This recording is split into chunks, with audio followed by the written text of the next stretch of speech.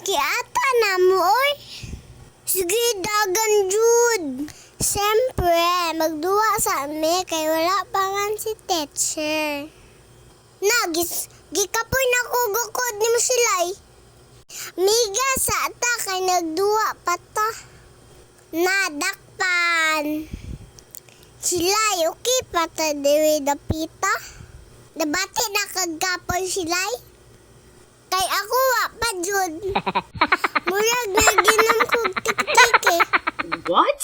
Nagigayat-gayat gani mo ko.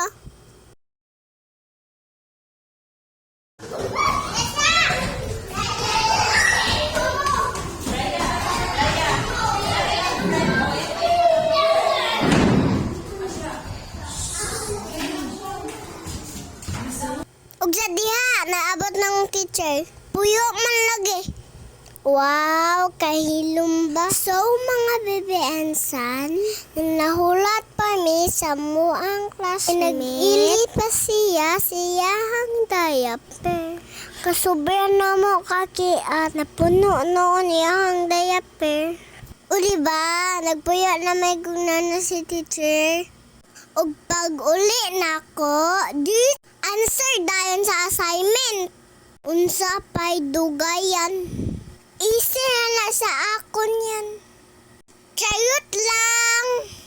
Gimikis-mikis na nakugoral. Ako ang assignment. Kapoy man di aning estudyante tano. Na, basta ang assignment gani luya-luya. Ang heart. Pero kung duwa, lagsik kaayo.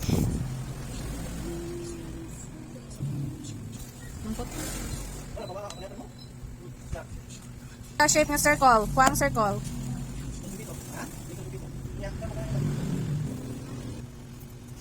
Shake. Triangle. No. Rectangle. Very good. Ito nga. Asan triangle? Kuwang triangle.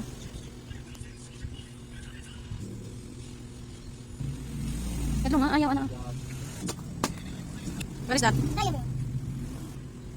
Wow. What is that triangle?